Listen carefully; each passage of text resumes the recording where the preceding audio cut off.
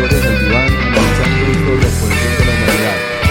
Hoy es 1 de febrero del año 2022 y quiero presentarles a las personas que nos acompañan hoy en el diván. Les agradecemos primero que todo por habernos tenido un poco de paciencia. Ya hemos ido a terapia, nos hemos recuperado y todavía, bueno, algo nos hemos recuperado de nuestra experiencia traumática con Johnny, con Mark, con Lisa y para mí la peor de todas con Denny. Para mí ese fue el trauma mayor de esa película. Pero entonces en el primer cojín del diván quiero presentarles a Olga Mapache Estripado Echavarría.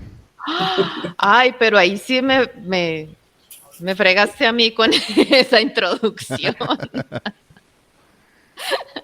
Bueno, muchas gracias por otra vez tenerme por estos lados hablando de películas. Feliz de estar por acá con ustedes otra vez después de nuestro lapsus calamity después de Room.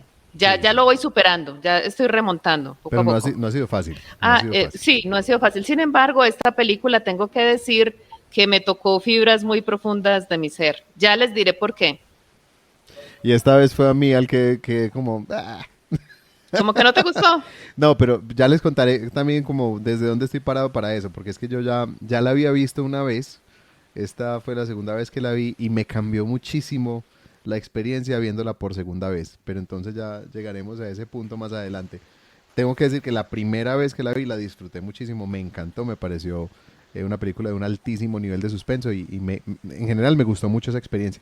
Pero quiero contarles en el segundo cojín del diván, hoy tenemos a Annie. ¿Por qué siguen teniendo bebés, Miranda? Yo me lo pregunté. Qué buena pregunta. Sí, o sea, listo, querían, no sé, hacerlo del alijo y tal. Pero bueno, hola a todos, qué bueno estar acá de nuevo. Ver la película para mí me encantó porque es un género que yo personalmente disfruto. Pero también se me ocurrió una pregunta. ¿Qué es preferible? ¿Un apocalipsis zombie o un apocalipsis como el que muestran en esa película? Ninguno. Bueno, o sea, si vamos a buscar cuál es el mejor apocalipsis, eso es como difícil decirlo. El apocalipsis en el que uno muera rápido, me imagino yo.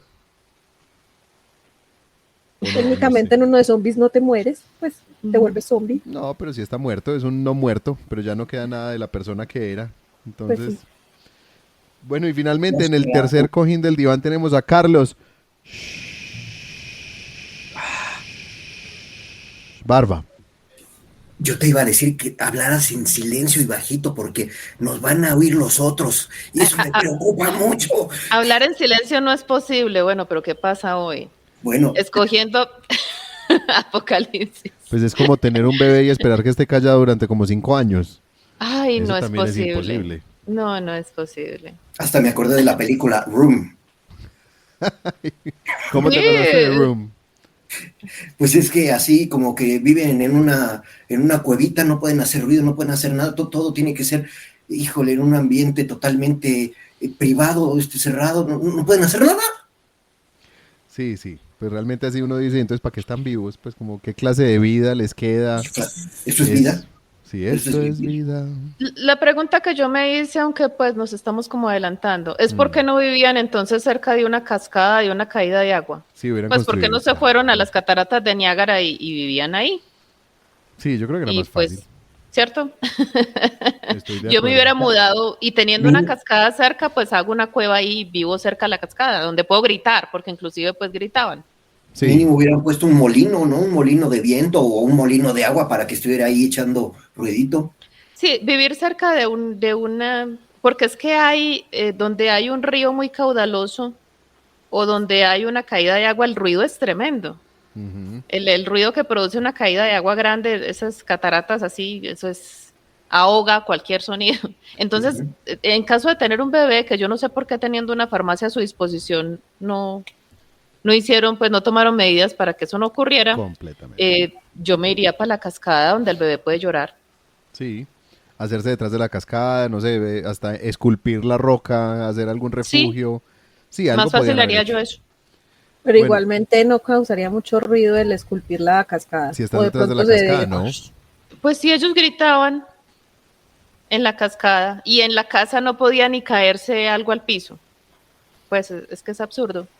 Sí. Bueno, Bueno, a mí esta película, bueno, primero que todo, hablemos de qué película estamos hablando. Estamos hablando de la película Un lugar en silencio, A Quiet Place, dirigida por John Krasinski. Eso también me acordó de The Room, dirigida y protagonizada Actuada. y escrita por John Krasinski. Un nivel de calidad muy distinto al de The Room, pero sí, igualmente dirigida, protagonizada por John Krasinski y su esposa. Entonces, sí, también es un asunto muy, muy particular, un proyecto como muy personal de este actor. Es un actor que se hizo famoso realmente con la serie The Office, una comedia queridísima en todo el mundo. En la versión americana, pues es donde apareció John Krasinski. Y la película, según nos dice IMDb, es una familia que está en un mundo post-apocalíptico y se ve obligada a vivir en silencio mientras se esconden de unos monstruos que tienen una escucha ultrasensible. Esa es la sinopsis que nos da IMDb. A mí me llamó mucho la atención en esta película la niña que realmente ella tiene un impedimento auditivo por una sobredosis de un medicamento desde la infancia. Y me parece que ella le dio un toque de mucha credibilidad desde su experiencia propia a ese asunto de cómo maneja ella estar sorda y vivir en ese mundo donde no puede realmente hacer ningún ruido. Eso fue algo que a mí se me quedó mucho de la película en el inicio. Sí, y precisamente eso fue lo que me tocó a mí, porque yo pues hace años trabajé con sordos. Yo pues aprendí la lengua de señas colombiana y fui docente pues con ellos y conocí muchos casos y por eso o sea, al ver ese personaje todo el tiempo me recordaba a tantas personas, pues tantos estudiantes, tantas personas que conocí en esa época. Y me pareció muy bonito que la familia toda manejaba la lengua de señas. Eso no es común, por lo menos aquí en Colombia. La familia no se interesa para nada por aprenderlas. Hay familias que se avergüenzan de ellos. Hay sordos que ese aparatico que ella tiene, ellos lo tienen. Logran escuchar muy poquito y a veces la familia le dice que se lo quite o que lo tape porque les da pena. Entonces yo entendí perfectamente a este personaje porque ellos todo el tiempo sienten un rechazo. Inclusive cuando la familia es un poquito más consciente y amorosa, y sienten un rechazo. Y como están interpretando solamente desde lo que ven, y desafortunadamente así somos los humanos, o sea, uno a veces dice una cosa y expresa otra. Entonces uno cree que las palabras van a pesar más que el gesto que uno haga o lo que uno revele en el día a día, pero el sordo se acostumbra a ser muy, muy atento a cualquier gesto que uno le haga y son muy sentidos. O sea, cualquier cosa los ofende muchísimo. No sé cómo hacen para darse cuenta, porque yo conocí sordos que no leían labios y si estaban hablando de ellos decían, no hablen de mí. O sea, se acostumbran, están tan acostumbrados a eso, a que hablen como si ellos no estuvieran allí, que inmediatamente lo captan. Entonces sí, a mí me tocó, cada vez que ocurría, pues cuando había como un drama, un problema con esta chica, yo sentía como ese dolor. Y que debe ser, pues uno oyendo sabe cuándo está haciendo ruido y se abstiene de hacer ruido, pero ¿qué pasa cuando uno no sabe que está haciendo ruido? Porque no oye. Sí. Y eso me pareció interesante de la película. Lo vi con mi esposo y con mi hijo y ellos hicieron cualquier cantidad de preguntas, ellos estaban en contra de la trama, ellos estaban peor que yo creo que es que ellos son los que me tienen así. Que por qué no buscaban una solución, que entonces si no había ningún plan, que entonces por qué no se movían de ahí, que qué iban a hacer, en fin, que por qué no daban siquiera un indicio de dónde habían surgido estas criaturas, simplemente había unos recortes de periódico por ahí, sí, que necesitaban más información, en fin, ellos pasaron cuestionando la trama toda la película. Yo a este actor, a mí no me gusta The Office y he visto pedaciticos y eso que por alumnos, pues por cuestiones de clases, pero me parece que la película estuvo bien dirigida, pues sí, aunque la trama tenga sus agujeros, me parece que estuvo muy bien dirigida. Hay muchas cosas que son muy buenas que hay que rescatar en nuestras respectivas secciones. Claro. ¿Les parece si empezamos a entrar? Yo pienso que hoy hay una sección que yo quisiera que hoy le demos como la entrada, porque yo pienso que en esta película hay muchas cosas para pensar. A mí hay algo que me toca mucho en esta película también a nivel personal que tiene que ver con el silencio. Pero quiero que entonces le demos paso a Carlos Barba con su sección Lecciones de Vida. Oigan, ¿saben qué se escucha en medio de la nada? ¿Cuántas cosas dice el silencio? Lo que mencionaba Rafa hace un segundo. Recuerdo una temporada en la que estuve en una estación de emisión satelital, Skybird, en Japón. Estaba situada en medio de la nada. Vivíamos en Mito, es en la prefectura de Ibaraki. Había que transportarnos 45 minutos en automóvil para llegar de Mito a la estación de Skybird y DirecTV. Estaba realmente en medio de la nada, en la selva, ¿no? Por supuesto, ustedes sabrán, al entrar al edificio, como todos los japoneses, pues hay que quitarse los zapatos, ponerse unas sandalias y, por supuesto, ni siquiera se escucha cuando alguien se acerca a ti. Eso sí, es en todo el edificio, básicamente en todo Japón ocurre esta situación, entonces es un poco, hasta a veces desconcertante estar en ese nivel de silencio. Total, en este edificio, cerca del comedor o la cafetería que había ahí en el inmueble, había una terracita donde justamente podía uno salir a tomar aire. Les platico que ahí encontré unos monstruos. Bueno, para mí eran unos monstruos, en realidad eran unos escarabajos gigantescos, les llaman los rinocerontes, Beatles,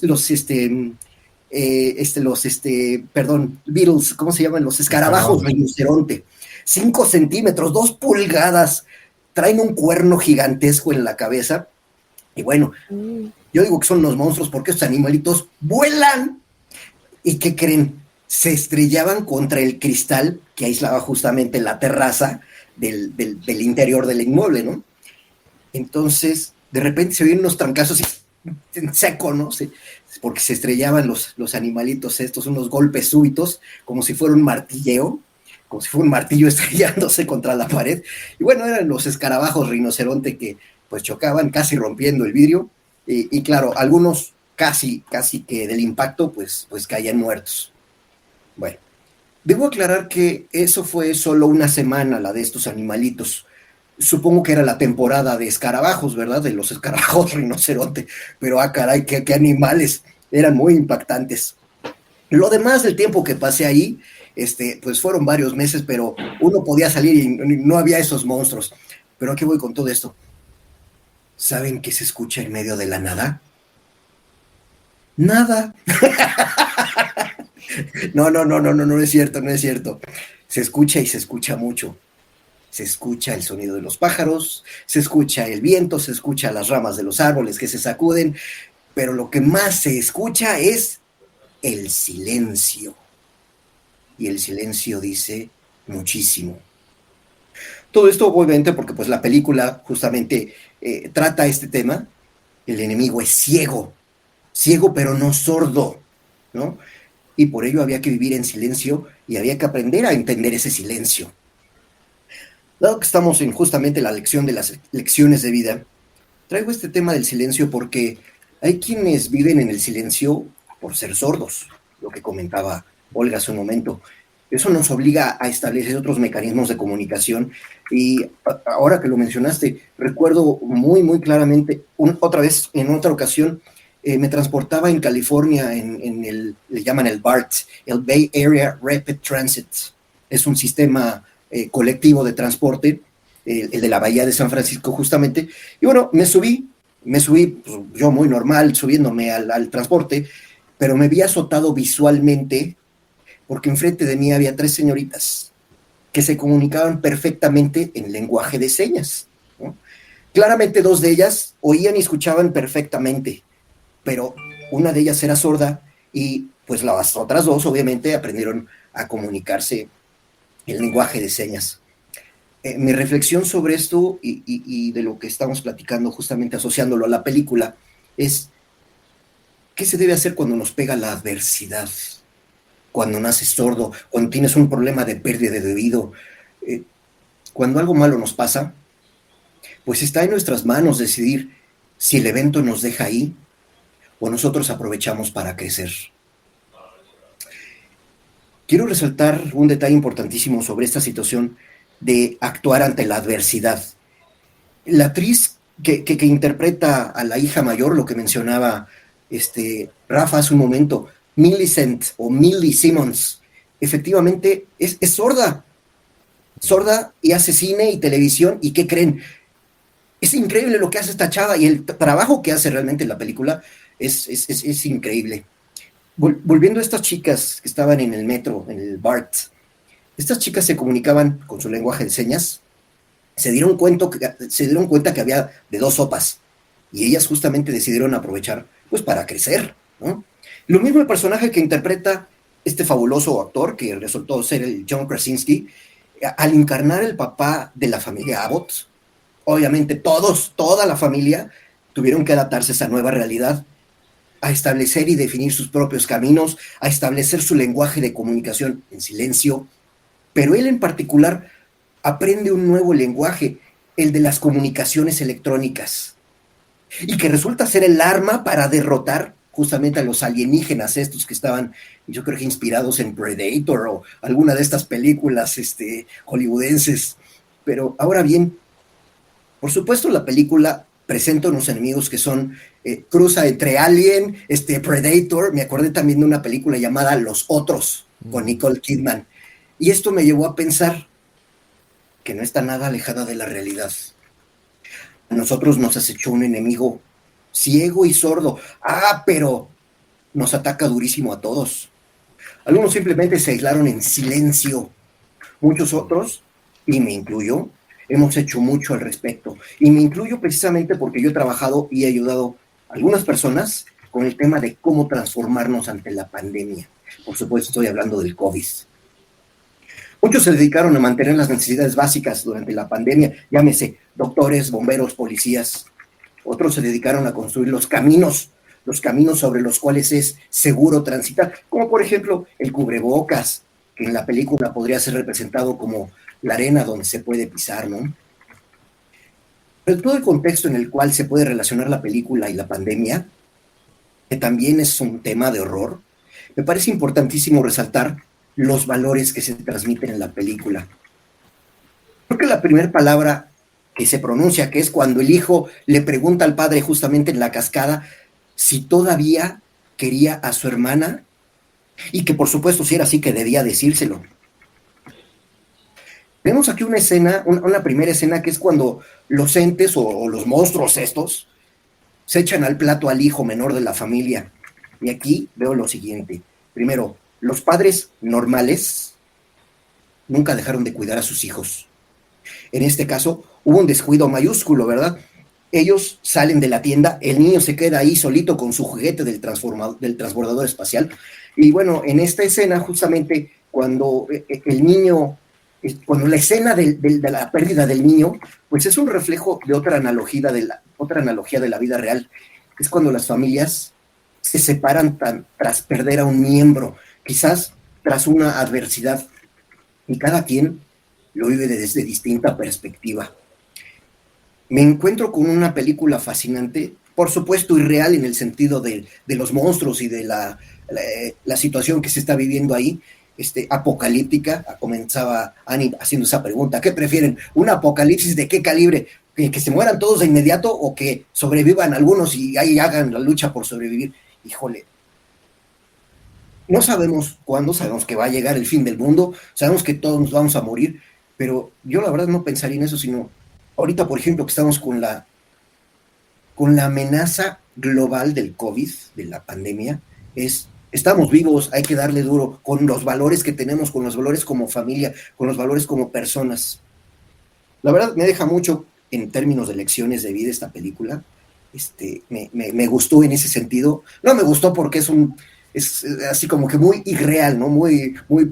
Tiene escenas muy falsas. Por ejemplo, cuando cae al granero el niño que se empieza a hundir. Sí. A ver, sí, eso es cierto, pero no se puede hundir una persona en un granero si no se está yendo el grano por abajo. Exacto. Y ahí estaba cerrado, no se podía ir el grano, no se podía hundir el niño.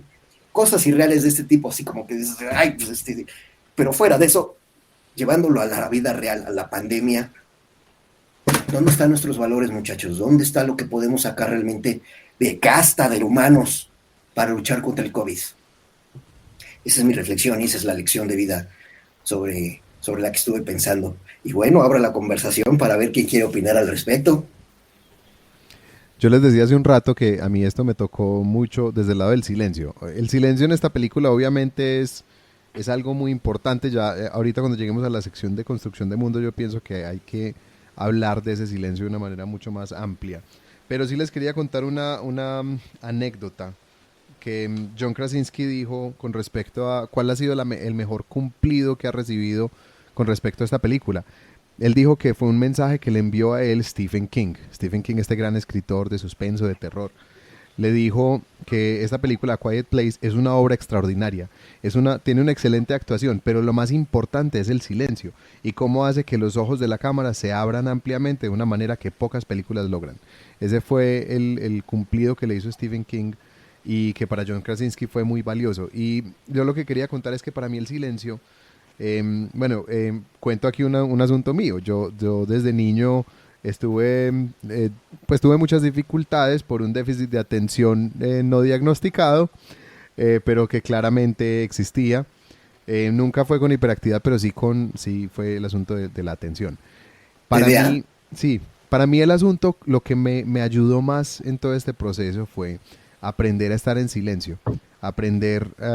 Yo pues entrené artes marciales mucho tiempo por esa época y nos obligaban a meditar, al inicio de la sesión. Había días que por alguna razón nos ponían a meditar 1 hora de rodillas. Era muy difícil, era muy duro, pero llegaba un punto en que uno lograba calmar su mente. Y me parece que hay un asunto de cómo vivimos en las ciudades. Las ciudades vivimos de una manera muy ruidosa, muy donde nunca hay silencio. Y eso también nos lleva a tratar de llenar el silencio todo el tiempo. Cuando llega una conversación y la gente se queda en silencio, es muy común que alguien intente llenarlo, porque el silencio incomoda, porque el silencio hace ruido, el silencio hace un ruido increíble. Y bueno, cuando estábamos estudiando psicología también hablábamos mucho del silencio, de cuando el paciente está tratando de decir algo y se queda en silencio. Y luchar contra esa tendencia a llenar el silencio, porque ese es un momento en que el paciente está pensando. Entonces, tomarse el tiempo de estar en silencio, de valorar el silencio, para mí fue una de las grandes lecciones que me permitió también volverme una persona bastante eficiente, bastante capaz, a pesar de, pues yo sigo teniendo mi déficit de atención, pero el silencio y ser capaz de desacelerarme me ha servido muchísimo también para poder lograr muchísimas cosas. Esa como la reflexión de lecciones de vida con respecto a esta película, que tiene que ver con el silencio.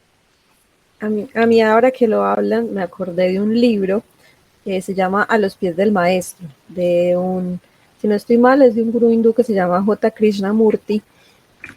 Y en el primer capítulo habla precisamente del valor del silencio, de esa necesidad antinatural que tenemos de tener que decir algo, de tener que decir lo que pensamos cuando no necesariamente es bueno o beneficioso para la situación, pero es una necesidad de la gente de hablar.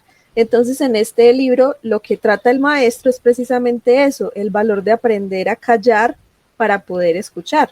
Si yo hago silencio, puedo escuchar. Si tengo demasiado ruido, obviamente no escucho, solamente escucho mi propio ruido. Bueno, mi lección de vida, o lo que yo tendría para aportar en esta sección, es que la película me llevó a pensar que los diferentes escenarios apocalípticos, posapocalípticos, distópicos, y me acordé mucho fue del cuento de la criada. ¿Por qué? Porque todos estos escenarios muestran que el ser humano siempre intenta adaptarse. O sea, siempre hay una manera en que el ser humano trata de acomodarse a la situación que le toque vivir. Incluso hay una película por ahí que se llama El fin de los sentidos, en el que es también un escenario pues apocalíptico, en el que los seres humanos van perdiendo gradualmente los sentidos. Y cada vez que se pierde un sentido, por supuesto hay crisis, hay revolución, hay guerra, hay un impacto fuerte, pero poco a poco la gente empieza a acomodarse. Y me gustó, me encantó cuando la gente empezó a perder el gusto. Entonces los restaurantes ya se inventaron una manera de que la experiencia de comer fuera placentera y la gente se acomodó a ese nuevo mundo en el que el sentido del gusto no existía. Entonces, esta película me hizo pensar todo el tiempo en eso, en que hay algo bonito, algo para rescatar, algo para poner de manifiesto en cuanto a la naturaleza humana, que siempre hablamos tanto en términos negativos de la naturaleza humana en este podcast. Vamos a hablar de algo muy positivo y muy bonito que tenemos como humanos y es esa capacidad de adaptarnos. Y Rafa, que es psicólogo, yo sé que has visto personas que ante situaciones muy traumáticas, inconscientemente ni siquiera pensaron, me voy a adaptar. Pero ellos mismos se elaboraron, se contaron un cuento falso o bloquearon o de alguna manera se acomodaron para poder seguir adelante. Sí. Entonces, eso me gustó de esta película, a pesar de todos los interrogantes, eso fue lo que yo rescaté como lección de vida, la capacidad de adaptación que tenemos, que no hay que subestimarla y que siempre deberíamos tener esa misma actitud de esta familia. O sea, pues, aunque pues yo pensé en muchas otras maneras de adaptarme, pero, pero eso me pareció pues sobresaliente. Otra cosita que quería mencionar, que no tienen tanto que ver con esta sección de Carlos como con la de Ani, es que a veces lo que mencionaba Rafa de que la ciudad con el ruido, las bocinas y todo esto, le embota a uno los demás sentidos. O sea, yo notaba que en la película era más brillante, o sea, hay una construcción de mundo muy particular y hay una narrativa muy particular y el silencio contribuye a que ciertas cosas destaquen, se vean más fuertes, más brillantes, más intensas. Sí. Y por eso yo creo que nos incomoda el silencio.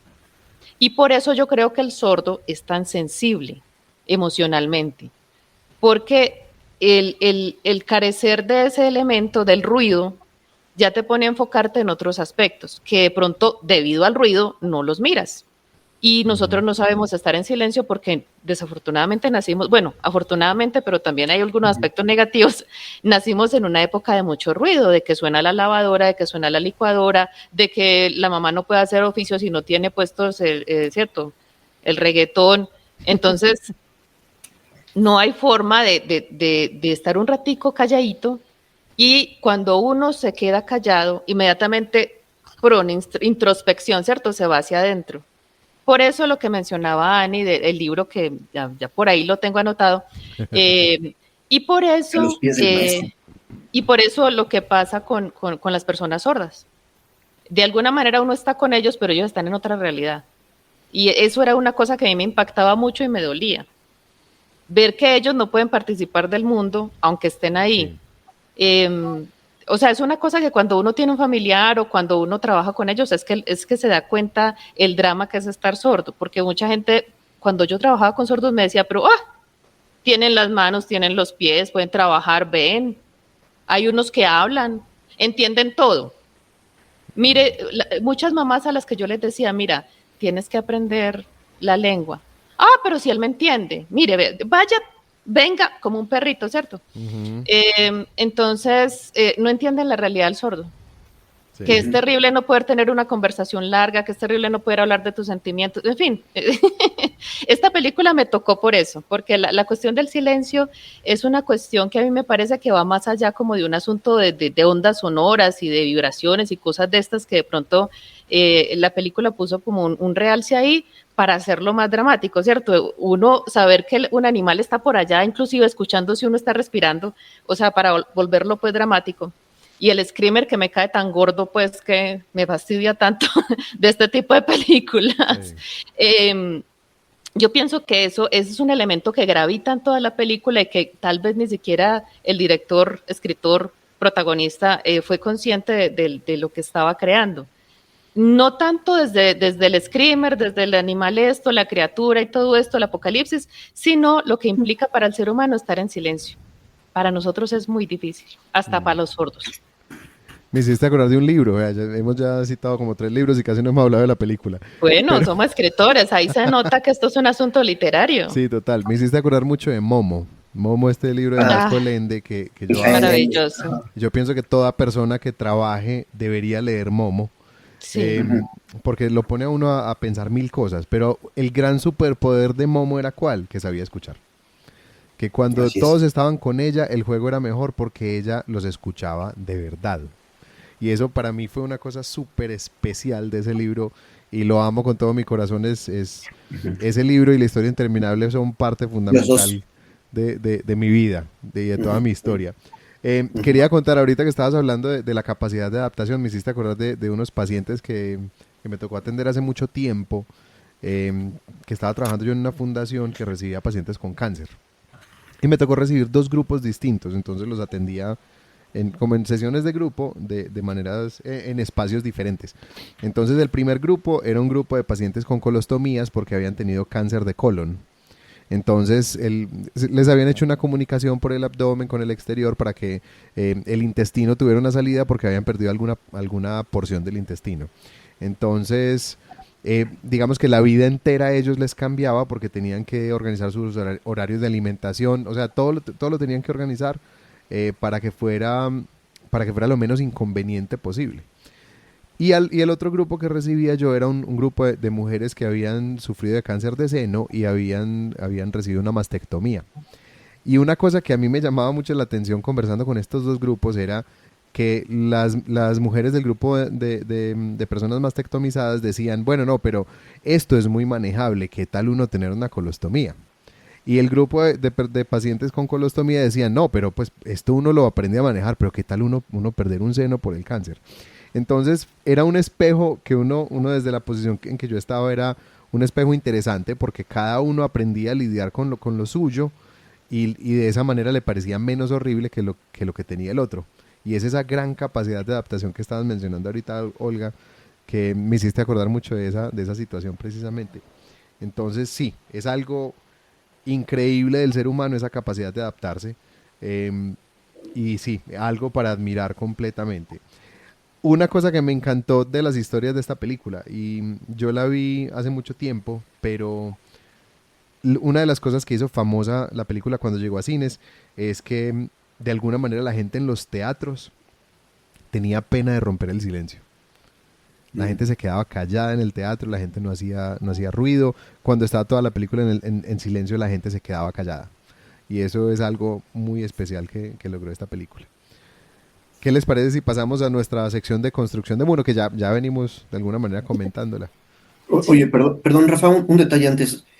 Yo quisiera dejar una tarea para nuestra audiencia. ¿Ustedes tienen capacidad de adaptarse, de adaptarse? Súper, algo para pensar. Algo para pensar. Súper. Ya, perdón, adelante. Construcción de mundo. Pero buenísimo, 3 libros para leer y una tarea. Y Excelente. ya Una vamos a buena empezar con reflexión. la película.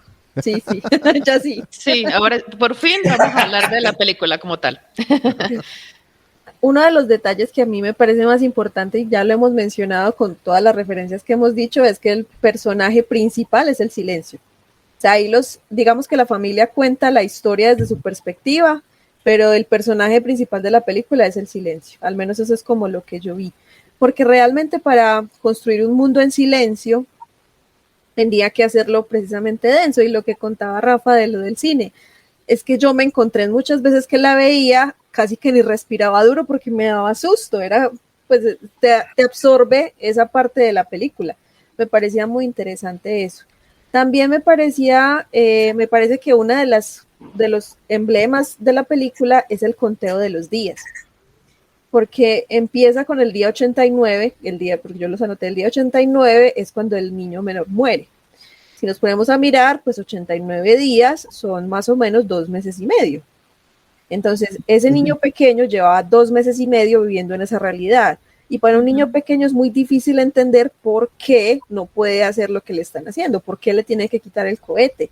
Los papás entendían eso, pero la hermanita no. Entonces, con esa construcción es que se lleva al episodio en que el niño muere, porque la hermana es la que, obviamente por pesar, por amor a su hermano pequeño, quiere complacerlo, pero él no se queda solo con el cohete, sino que agarra las pilas, claro, porque es que él quería algo que hiciera ruido. Así que eso me parece fundamental. También ya pasamos entonces al día 472. Eso sí no se la cuenta, pero ya ha pasado un buen tiempo. Un año y El, algo. Es un año y algo, un año y varios días, varios meses, perdón. Entonces ya podemos decir que hubo, digamos, una adaptación ya total. Tanta sería la adaptación que cuando al niño se lo llevan a pescar, él no quiere ir y cualquier ruido lo hace querer salir corriendo. Así que es eso, el enemigo invisible, el enemigo que todo el tiempo está al acecho, que cualquier cosa lo puede atraer. Tanto así que hasta el final, cuando escuchan el rifle, ven que van esos bichos hacia la casa. Pero obviamente ya la amenaza es diferente porque ya saben cómo combatirla. Y no solo combatirla, sino inutilizarla, al menos por el tiempo suficiente. O sea, yo lo que me imaginé en esa escena de la película es a la niña utilizando el audífono y a la mamá disparándoles a uno por uno. Si se acaba la amenaza o no, habría que ver las otras partes para ver si sí. Pero eso es como lo que yo anoté sobre todo. También algo muy interesante es lo de la necesidad de tener el hijo. Yo realmente creo que fue una forma de ellos reparar lo que le pasó al hijo que murió, porque faltaba un miembro de la familia. Entonces dijeron, bueno, no podemos traer a nuestro hijo de vuelta, tengamos otro, de vuelta, tengamos otro. Pues genial. Obviamente eso no tiene sentido en el mundo, pero también es pensar, ya se habían adaptado a esa realidad, ya sabían cómo vivir en ella, ¿por qué no seguir el ciclo natural de la vida? Que yo creo que eso fue un poco de la construcción que se dio ahí con la familia. Los rituales también me parecen espectaculares, el juego del Monopolio con todas las fichas afelpadas, eso me parecía espectacular. Y todo alrededor de eso, todo alrededor del silencio, de la posibilidad de hacer el menor ruido. Cuando iban a la farmacia casi que ni movían los implementos que iban a tomar y eran todo el tiempo alerta, tanto así que te mantenías tú alerta. Yo quiero hacer una anotación ahí con respecto al juego del Monopolio. Yo creo que esta es una película que nos recuerda que jugar Monopolio es horrible. Uno de los peores juegos que se han inventado. Es un juego que se juega solo, en el que nosotros realmente no hacemos nada. Pues es un juego que la gente que dice que hay estrategia, qué pena, no. O sea, la única forma de jugarlo correctamente es avanzas y donde caigas compras. Es la única decisión que se puede tomar, y si decides no comprar, estás jugando mal y estás intentando perder. Pero yo el Monopolio lo vi como una manera de hacer una cosa que durara. O sea, que los entretuviera un buen tiempo. Y eso dura mucho. Porque quítale todas las cosas que producen ruido a tu mundo y te vas a dar cuenta, pues, desafortunadamente estamos en este mundo que es así, que tienes muy poquito para hacer. Entonces, y tienes chicos pequeños a los que hay que entretener. ¿Y cómo los vas a entretener? Yo lo vi desde ese punto de vista. ¿Por qué Monopolio? ¿Por qué no otro juego? Yo pensé, pues claro, es que ahí se quedan unas horas. Ahí se matan varias horas, porque ese juego es de nunca acabar. Se empobrece uno, vuelve y consigue, vuelve y se empobrece, vuelve y consigue. Y así se van varias horas y no han podido echar a ninguno, en fin. Por ese lado fue que yo lo vi. Y es uno de los pocos momentos, aunque todavía no hemos llegado a mi sección, en los que la historia deja de ser nudo. Un pequeño valle, como dice Rouget. Ajá. En los momentos valle, ¿cierto? Sí. Una medio inclinacioncita ahí. Un receso de la atención. Oigan, atención. perdón, no, es una observación. Yo difiero de la opinión de Rafa. El Monopolio, aquí en México le llamamos el turista. Me parece un juego fabuloso, sobre todo para los niños, pero es para aprender a negociar. Es para aprender a defenderte en la vida. Es esto que hablábamos hace un momentito de tu capacidad de adaptación. Sí, ciertamente es de caes, pagas, ¿no? No hay vuelta de hoja. Y si tienes un hotel y 2 capillitos, ahí te caes con toda la lana que te caes. Pero también es parte de aprender a negociar. Oye, tú tienes las 2 rojas y a mí me falta esta, entonces te cambio esta, pero me das esto a cambio. Y creo que esa es parte de la enseñanza principal del Monopolio. Eso haciendo acotamiento al Monopolio, pero llevándolo a la película a mí me habría gustado que jugaran ajedrez, pero no había pensado en esto. Si mueves una pieza y la depositas sobre el tablero, va a hacer ruido y pues ya ahí lo converta. Entonces no podía hacer el juego del ajedrez. Tenía que estar las cartas afelpadas y no se podía jugar. Se caía una y... y yo creo que ya finalmente la conversación sobre el Monopolio es casi que para un podcast completo. Y para otras personas, así como la gente del podcast de la mesa, pero realmente cuando uno empieza a explorar ese mundo de los juegos de mesa, se da cuenta que juegos como Parqués, como Monopolio, tienen unas mecánicas que son muy sencillas, muy sencillas. En Monopolio es una mecánica sencilla que se repite hasta las náuseas. Y Monopolio inicialmente fue diseñado como una crítica al capitalismo. La intención del diseñador de Monopolio era hablar de los horrores del capitalismo y terminó convirtiéndose en un símbolo del capitalismo. Entonces es un juego que, bueno, en esa premisa no logró lo que quería y hay un montón de variaciones y esas variaciones tratan de arreglar los baches de la dinámica del juego. Es un juego que en sí mismo casi todo el mundo lo ha jugado porque casi no conoce otras dinámicas. Cuando uno empieza a conocer otras mecánicas de juegos más interesantes, juegos que hacen por ejemplo, ese mismo principio de negociación, pero más interesante, con unas capas diferentes en el juego, empieza uno a abandonar juegos como Monopolio, como el mismo Uno, que son juegos que son muy repetitivos.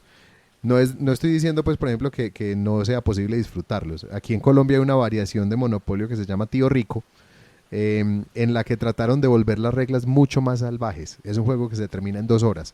Si uno sigue las reglas al pie de la letra, se termina en 2 horas porque lleva a la gente a la ruina rápido.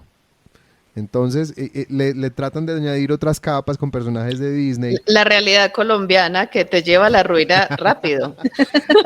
A mí la variación es una realidad universal, ¿eh? A mí la variación de Monopolio que más me gusta se llama Go for Broke, que es tratar de ir a la quiebra. Entonces es el Monopolio al revés, que es entonces... Teniendo y empezar a vender, ¿o qué? Tratando de quedarse sin dinero. El primero que se quede sin nada gana. Es el menos realista de todos porque en la realidad quedarse sin dinero es muy fácil, pero sí, es por lo menos como revertir un poquito la dinámica. Sí, pero Monopolio es un juego que entre los fanáticos de los juegos de mesa es bastante aborrecido por la dinámica misma, por las mecánicas como tan pobres y aburridas y porque realmente el jugador no tiene poco o nada de poder para modificar como la dinámica del juego mismo. Hay juegos que dependen del azar, pero que lo hacen de una forma muy entretenida. Este juego es altísimamente repetitivo. Entonces, pues sí, por de ahí pues como el comentario al recordarnos que el Monopolio es horrible. Hay una cosa que sí quería comentar con respecto a la construcción de mundo y es la música. Aquí hay una música muy especial, llena de violines. Hay muchísimas cuerdas cuando aparece la música, que se utiliza para dar dramatismo. Y todo el tiempo los violines están haciendo legato, esas notas ligadas, largas. Y con esas notas, esa es una decisión completamente consciente, se genera dramatismo. Entonces, las cuerdas aquí están pensadas para generar dramatismo. Sí, además también aparecía en momentos muy específicos. Oigan, yo de este tema traía todo un tema. La canción de la película es Harvest Moon. Es una canción de Neil Young, un músico canadiense, que, bueno, este tema de Harvest Moon es la luna de la abundancia, ¿no? Se da en septiembre, es una época del año que se da justamente para los granjeros, para quienes se dedican a la agricultura, al campo, es una época de bonanza, ¿no? Entonces, bueno, justamente la canción de Harvest Moon, pues no sé por qué la pusieron, por qué la pensaron, pero bueno, pues cae perfecto en el sentido de cómo está la película, sobre todo en el momento del granero, ¿no? Por eso es la escena de la luna y bueno, el Harvest Moon. Y una observación, esta canción sale también en otra película con Julia Roberts que se llama Amar, Comer y Orar, creo que se llama. Rezar, sí. Rezar, comer y amar. Eat, pray and love, exactamente. Comer, rezar, amar. Comer, rezar, amar. Ah, sí, porque primero es Italia, después la India, después sí. Sí, es Eat, Pray and Love. Y bueno, justamente esta canción de Neil Young, que se llama Harvest Moon, curiosamente también sale en esta película. Y bueno, ya eso era lo que yo traía precisamente pensado para esta sección de la música. Me llamó mucho porque han de saber que, bueno, yo cuando era muy aficionado a la música nocturna, había una estación de radio aquí en México que yo escuchaba mucho en la madrugada en mis horas de estudio, cuando iba a la universidad y tenía que quedarme largas horas en la noche, y nunca supe de quién era esa canción, y siempre la traía aquí en mi mente, y tararán, pero nunca sabía, hasta que un día justamente viendo en la tele a la película de Julia Roberts, salió esta canción, ya saben, luego el celular, Shazam, ¿de quién es esta canción? No, pues ya me dijo, es de Neil Young, y entonces ya empecé a entender quién era Neil Young, cómo era esta canción. Oye, ese Neil Young es todo un artista y además ha sido un rebelde, se ha peleado con sus disqueras, ha hecho un trabajo fabuloso. Entonces, aprovechando que estamos tocando varios temas, ya nos habíamos salido de la película con los juegos de Jumanji, de Risk y del Monopoly. Nada más así por hacer el tema de la música. Neil Young, un músico fabuloso, un rebelde que ha dado demasiado para el mundo. Ahí se los dejo de tarea. Investiguen quién es Neil Young. Y escuchen esa canción de Harvest Moon. Realmente muy, muy, muy buena canción. A mí lo que me gustó de la construcción de mundo fue más visual. O sea, la construcción de mundo, por eso pienso que estuvo muy bien dirigida. Porque estaba llena de dos cosas. Del silencio, el silencio era muy denso, muy fuerte, estaba muy presente en la película. Yo pienso que un buen director hace eso, o sea, lo mete a uno, lo sumerge a uno en una realidad, en una atmósfera, uno se siente ya desacomodado con la sola imagen, ¿cierto? Me encantó cómo lo logró. Y también había otro elemento muy fuerte, y es la ausencia de la gente y de los animales. En el mundo que vivimos, ¿cierto? Y cuando vivimos en las ciudades que vivimos, que pues uno sale a la puerta y hay gente yendo, viniendo, el centro de la ciudad, ¿cierto? Toda esa gente que faltaba era también, la ausencia de esa gente era muy fuerte, era muy presente. Inclusive una escena muy dramática que a mí me gustó mucho, cuando van caminando y encuentran una casa vacía, donde como que trataron de advertir con un grafiti, quédese callado. La ausencia de esa familia, o sea, quién vivía ahí y cómo todas esas personas desaparecieron. Y cuando matan por allá después a los animalitos porque están haciendo sus ruiditos pues normales de animales. Y uno dice, claro, es que en un bosque pues hay pajaritos, hay, ¿cierto? Los gaticos, los que nos gustan las mascotas, que las queremos tanto, pero imagínense los perros desaparecieron los primeros.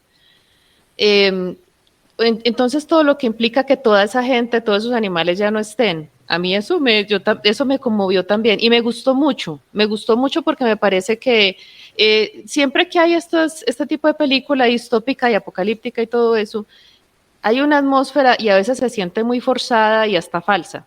Y uno ve unos edificios por allá pues derruidos y uno dice pues como que falta de imaginación, ¿cierto? Que escasamente para crear un escenario. Y en este caso este director lo logró muy bien. O sea, creó un escenario perfecto para el drama que él quería contar. Y para, como siempre ocurre con estas películas, hacerle caer en cuenta a uno que uno tiene ciertos privilegios que no aprecia, como oír, ¿cierto? Sí, total. Y como poder hacer ruido, todo el ruido que quiera. A mí un elemento más que quería mencionar y es el concepto del suicidio en la película. Me pareció espectacular, porque el suicidio era equivalente a gritar, tanto así que cuando el pobre señor ve a su esposa asesinada por esos bichos, quién sabe la pobre que hizo ruido y los atrajo, que él le dice como, por favor, o sea, casi que le ruega, por favor no grites, y que el señor se aguanta todo lo que puede, pero que a la final decide gritar porque no quiere estar sin su esposa. Y lo mismo cuando él decide dar la vida por sus hijos, me parece que fue la mejor manera, porque si hubiera muerto dándole hachazos al monstruo, habría sido, creo que una escena súper, sí, anticlimática, no habría tenido nada que ver. En cambio, la forma en que él decide salvar a sus hijos, cuando la niña todavía no se había dado cuenta que ella tenía el escudo perfecto contra ellos, me pareció una escena poética. Lo mismo lo del señor, me pareció que la forma en que decidían quitarse la vida, obviamente por algo más, no porque simplemente no quisieran vivir, me pareció que fue un toque muy, muy consecuente con lo que narraba la película. Oye, pero nada más una observación, el papá no se suicida, o sea, el viejito que estás comentando en la casa donde se murió la esposa, sí, ahí sí es suicidio, ¿no? Pero en el caso del papá, pues él da la vida por los hijos, eso no lo considero un suicidio, ¿o sí lo es, Rafa, en términos psicológicos? A ver, yo aquí voy a citar a Lelutier. Lelutier decía que el suicida no es el que mata a un suizo, sino el que se mata a sí mismo. En este caso, yo pienso que a ver, tenemos hay muchísimos tabúes con respecto a este tipo de palabras. Y a veces nos da miedo nombrar una cosa como esta. En este caso, si yo me voy a lo técnico, yo diría sí, se suicidó. Sin embargo, la razón y la función que cumplió ese suicidio es lo que estás diciendo, es un sacrificio para salvar a su hija. Entonces es bueno, o sea, yo sé que a veces nos pican algunas palabras. Hay palabras que nos duelen y que mencionarlas y de pronto, en este caso, por ejemplo, que estamos hablando de una escena bonita, asociarla a la palabra suicidio nos puede pesar un poquito, pero finalmente, digamos que desde lo técnico, sí, él se suicida entregando la vida por sus Sí, hijos. pero yo entiendo lo que Carlos quiere decir, que en el caso del señor mayor no quería vivir más. Sí. Entonces, suicidio es no quiero vivir, o sea, como ya no quiero estar en este mundo, quiero desaparecer. En cambio, el señor era ellos o yo, entonces soy yo. O sea, creo que eso es a lo que se refiere Sí. Carlos cuando dice que no lo considera suicidio Entiendo. porque es una situación como de lucha, ¿cierto? Como Es un sacrificio. Sí, un lo que pasa es sacrificio que más bien. si pero yo lo miro, por ejemplo, desde distintas estructuras de personalidad, un perverso cuando se suicida lo hace para destruir tu vida, ¿cierto? O sea, Ajá. digamos, secuestré a tu esposo, él se va a morir muy lentamente de hambre, no tiene forma de salir, nunca lo encontrarás, yo me suicido, así me aseguro que nunca lo vas a encontrar. Ese es un O suicidio también, perverso. sí, o también el perverso que te dice, como me dejaste, me voy a suicidar y ya toda la vida vas a tener esa culpa de que por tu rechazo es que yo me quité la vida Yo y diría todas ese es las el consecuencias son para melodramático, ti. tóxico, Oye, pero melodramático, manipulador. Sí, pero ha pasado. Sí, Yo tuve claro. una profesora que su esposo era alcohólico y hizo eso. La Sí. llamó y le dijo, me va a matar, es su culpa y del resto de su vida, no sé qué, y ¡pum! Y ella escuchó por el teléfono, Sí. pues horror. sí. Vean, es como lo que decía en Batman en la película, no, lo que le decía Alfred a Batman en la película, en estas películas de Nolan, cómo se pelea contra una persona como el Joker. Es que hay gente que no tiene motivaciones sino ver el mundo arder. Un perverso lo que quiere es eso, lo que quiere es dividirte completamente. Entonces, este que estás contando puede haber intentado llenarla de culpa, pero el perverso te destroza. El perverso acaba con tu vida y se asegura que no tengas forma de recuperarte. Eso es lo que logra en la película de Seven. Si ustedes recuerdan Seven de David Fincher, el final, el suicidio del personaje de Kevin Spacey es precisamente para destruirle la vida al personaje de Brad Pitt. Entonces te maté tu esposa que estaba en embarazo, así que mátame y así gano yo. Sí, bueno, el asunto con esa situación de que no quiero vivir más, entonces grito y este animal eh, eh, causó mucho disgusto esa escena en mi familia porque dijeron, ¿por qué no hizo un ruido por alternativo, cierto? Tiró una piedra, al fin y al cabo el animal es ciego y no lo está mirando que él está produciendo el ruido por otro lado, porque pues fue entregarse como muy fácil y muy rápido. Y yo pienso que pues ahí pues hubo una falla porque era una manera como, bueno, esto ya tiene que acabar, acabemos la película aquí y hagamos pues una situación dramática en la que el padre y la hija se vinculen nuevamente, se reiteren su amor y todas esas cosas, pero sí se podía haber resuelto de otra manera, o sea, me parece un sacrificio como inútil. Sí. Y que frente a dejar sola a una mujer que está pues con un bebé recién nacido, pues no sé, me parece pues que ahí resolvieron mal la situación. Sí, esas son las cosas que te decía al principio, que la primera vez que la vi de pronto no las pensé mucho, por el mismo suspenso, por el estrés, pero esta vez que ya yo sabía cómo iba a terminar, de alguna manera me puse más los ojos sobre esos detalles. Y ahí fue donde yo empecé a pensar como, este es un poquito más flojo de lo que lo recordaba. Y mi hijo estaba furioso porque él decía, pero ¿por qué no luchan? Porque esa es otra cosa, aparte de la adaptación que hablábamos en la sección de Carlos, que tiene el ser humano. O sea, nosotros estamos con una predisposición a pelear muy brava. Y frente a cualquier injusticia, frente a cualquier situación, siempre hay una cuestión como de lucha. Inclusive en estos días hablando de libros, de los libros exitosos, y estábamos hablando, mi hijo y yo, mi otro hijo, tengo dos varones. El varón, el menor era el que estaba furioso porque esta gente no luchaba contra las criaturas, porque decía, bueno, son ciegos, porque el uno no los chuza por acá mientras que el otro lo entretiene por acá, ¿cierto? Porque no hacen nada, se entregan tan fácilmente a la muerte. Y el otro me estaba hablando de El hombre en el castillo. A mí ese escritor me encanta. ¿cómo es que se llama? Philip K. Dick. El hombre en el castillo. Entonces, este señor, por ejemplo, sus libros son muy exitosos y las series pues derivadas de sus libros, porque siempre hay una cuestión de resistencia. El mundo está así. Ese libro plantea la situación de que Alemania y Japón ganaron en la Segunda Guerra Mundial. Eso. The Man in the High Castle. Entonces, el mundo, por supuesto, cambió. Imagínate una Alemania nazi ganadora. Cómo el mundo se convirtió pues en un infierno.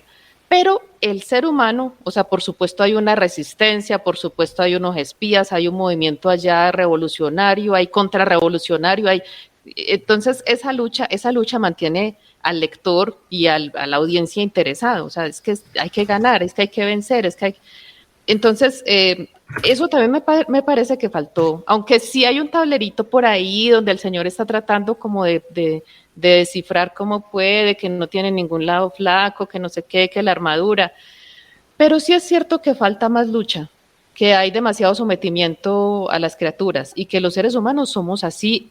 Parte de la adaptación es eso. En un principio le tenemos mucho respeto a lo que se presente y después miramos la forma de escurrir el bulto y de burlarnos inclusive de la cuestión como es. El mismo COVID, ¿cierto? Inicialmente la gente estaba en pánico y yo recuerdo personas que mi esposo al principio de la pandemia tenía que entregar ciertas cosas en ciertas casas y a veces le abrían un huequito así en la ventana y le recibían así, inmediatamente le echaban a eso alcohol, ¿cierto? Pero mire lo que pasó conforme pasaron los meses. O sea, ya la gente dijo, ¿qué va? Entonces, Okay. yo pienso que con respecto a las criaturas, y las criaturas aquí en Colombia también le hubiera ido muy mal, ¿cierto? Porque imagínense, le montan un Juancho, yo viví en la costa, y allá hay unos bafles gigantes que les dicen los Juanchos, y eso Parlantes. vence, o sea, eso es peor que el aparatico de la niña. Eso destruye a ese animal, pues, porque yo vivía lejísimos y hasta allá se escuchaba Juancho y el chichín, chin, chin, chichi, toda la noche. Entonces, no sé, aquí en Colombia, ¿qué hubieran hecho de animales? Pues, ¿cómo hubieran hecho para sobrevivir al ruido? Porque somos gente muy ruidosa. En fin, que me pareció que sí hizo falta lucha, que no hay suficiente lucha, hay demasiado sometimiento, hay demasiada entrega a la fatalidad. Bueno, eso Con tenía que... respecto a eso, yo sí quiero decir algo, porque lo que pasa es que ahí ya podemos entrar, vean. En este sentido, hay un... A Freud, ya vamos a hablar, principio. ya vamos a hablar de Freud. Ay, Sí, caray. hay un Ahora principio se puso la cosa más psicológico. delicada. Para hablar de esto último que estabas nombrando, hay un principio psicológico que es la desesperanza aprendida. Hubo unos experimentos que salieron del conductismo, toda esta escuela de Skinner, de Pavlov. Hubo unos Pavlovsky. experimentos que miraron qué pasaba con una pecera donde había un montón de peces, pero ponían un cristal en el medio bloqueando mitad de la pecera. Entonces los peces estaban todos encerrados en un espacio más pequeño, en la mitad de la pecera. Después de un tiempo, removían el cristal y los peces seguían quedándose en su mitad de la pecera. Ese es el principio de desesperanza aprendida. Una vez que veo que no tengo nada que hacer, me acomodo a donde estoy y sigo con esas reglas. Me someto, pues. Sí, la desesperanza aprendida puede desaparecer con el tiempo. Esos peces eventualmente volvían a aventurarse hacia el otro lado de la pecera, que es también lo que estabas contando ahorita del COVID. Digamos que por un tiempo estábamos encerrados, no nos movíamos y empezamos gradualmente a volver a salir, ya no lavábamos todo con alcohol, cuando llegábamos de la casa con el mercado ya no había que lavar fruta por fruta, frasco por frasco, y empezamos a cambiar ese asunto de la desesperanza aprendida. Pero aquí yo pienso que nos muestran una desesperanza aprendida, unos roles de familia muy tradicionales. Un papá que está, yo creo que esto también, yo en esa posición de hombre y de papá, me sentí muy identificado y me parece interesante esa reflexión de el papá que sentía que tenía que ser fuerte por ese estereotipo de masculinidad que nos han vendido siempre, que tenía que encontrar la solución para la ayuda auditiva de su hija, para el aparato auditivo, que él tenía que hacer todo eso, tenía que ser fuerte y que nadie entrara a ese lugar donde estaba haciendo toda esa investigación porque él tenía que ser el que lo hiciera. Si él le hubiera permitido a la niña entrar antes, probablemente se hubieran dado cuenta del asunto del audífono mucho antes, ¿cierto? Claro. Entonces me parece que ahí ese personaje tiene una falla muy humana, muy de los estereotipos de nuestras culturas occidentales, bueno, y en las orientales también, ese estereotipo de la masculinidad tóxica también existe en Oriente. Em, pero entonces empecé yo a mirar, bueno, esta película me llevó a mí a un texto de Freud que se llamaba De lo ominoso. Entonces era una exploración de qué es lo que nos genera terror, qué es lo que nos genera miedo y qué es lo que nos genera horror. Había una definición de estos tres términos que a mí me encanta, que es, bueno, el miedo es una respuesta natural ante un peligro inminente, un peligro real. El terror tiene que ver con la anticipación de un peligro real, que es el típico recurso que utilizaban en las películas de Viernes 13. Estamos esperando que Jason aparezca a matar al que sigue. Y esa anticipación es lo que nos genera el terror. Y finalmente el horror es el punto de quiebre de la lógica, donde me sacan por completo de lo que yo conozco, de lo que yo entiendo, y la reacción ante estas tres emociones es completamente distinta. Ante el miedo la respuesta es correr o pelear. Ante el terror la respuesta es casi siempre correr, pero también puede haber la intención de pelear. Pero ante el horror la respuesta es la parálisis. Es sentir, no tengo nada que hacer, no hay nada que yo pueda hacer para salir de esta situación. Entonces, en esta película me parece que utilizaron muy bien muchos elementos. Hay muchos elementos que yo decía, es un golpe bajo, y es un golpe bajo tras otro, tras otro, tras otro. Empecé a notarlos. Utilizar, por ejemplo, los niños, y que el primer muerto sea un niño, es un golpe bajo. Nos duele mucho en la sensibilidad a todos los que queremos a los niños. El embarazo es una seña de vulnerabilidad. La mujer embarazada todos la queremos proteger, entonces esa mujer vulnerable se aumenta, pues digamos que le sigue aumentando lo que está en juego a esta película. Y los niños como aquello que siempre está en riesgo, que es un elemento que utilizó Stephen King muy bien en Cementerio de Mascotas, la película que traumatizó a Annie. Totalmente. También el asunto de los accidentes, ya empieza uno a asociar cosas que no tendrían por qué generar miedo con un miedo terrible relacionado con la necesidad del silencio. Entonces todos los accidentes causan miedo precisamente por el ruido, hay una anticipación constante de peligro. Y bueno, hay asuntos de trama que ya me parecieron muy divertidos. Uno de ellos es, digamos que en la estructura de una trama siempre hay una exposición. Entonces aquí la exposición nos la hicieron con recortes de periódico, nos contaron qué pasó antes, cómo llegó el conflicto, y aquí estamos ya en la situación. Entonces nos arrojan directamente al nudo de la película.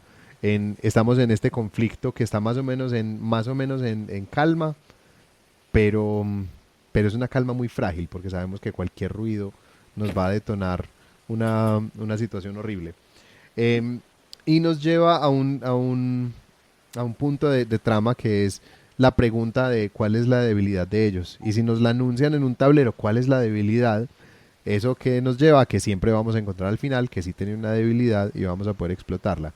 O si fuera un MacGuffin, resulta que lo que creíamos que era la debilidad resulta que no funcionó y nos morimos todos. Me gustó mucho cómo se ve la química de Emily Blunt con John Krasinski. Con su esposo. Sí, se nota mucho la química. Y me encantó la forma como hicieron algunas de las escenas con lenguaje, las escenas con lenguaje de señas, porque el énfasis que hacían casi podía escucharse. O sea, no va a funcionar. Ay, sí. Nunca funciona. Y el énfasis que ponían en cada palabra era una cosa espectacular. Mantener a la niña al margen es otro recurso de la trama que me pareció de nuevo de esa masculinidad que nos enseñaron. A la niña la tenemos al margen, la tenemos que proteger, la tenemos que cuidar, con el gran problema de que no le expresó suficiente cariño, que también es otro asunto de esa masculinidad. El asunto del mapache me llamó mucho la atención porque es muy, digamos que en estas películas se enfocan mucho en matar humanos, pero tenía mucho sentido que los animales que también hacían ruido, pues se volvían presas también de ellos, ¿cierto? Me encantó el detalle, o sea, el detalle del clavo, el clavo en la escalera. Pues es un clavo que no tiene por qué estar ahí, no está realmente... Quedar parado. No tiene nada, no tiene ninguna función ese clavo en estar en esa tabla, en esa posición, no hay ninguna función para ese clavo. Pero el clavo es lo que en el cine se llama el arma de Chekhov, que es el arma que aparece en un momento y sabemos que se va a utilizar.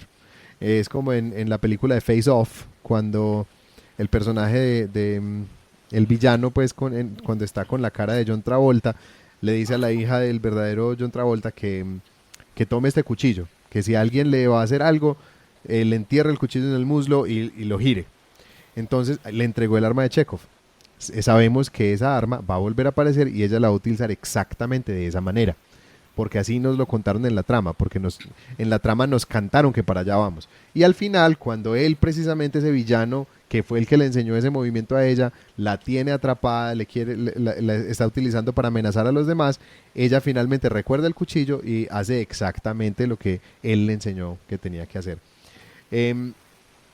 Me encantó la escena, la construcción de toda la escena del parto, porque es el punto más alto de vulnerabilidad. Sí me llamó en esa escena mucho la atención que las criaturas estas llegaron al segundo piso sin ningún ruido, no había ningún ruido para que llegaran allá, pero la tensión es tanta que uno no está pensando en eso. Por eso les decía, yo cuando la vi por segunda vez la veo distinta, pero la primera vez que la vi yo sencillamente estaba tenso, no respiraba. Sí, era pues como muy grande el estrés y las señales de alerta, los bombillos rojos por todas partes.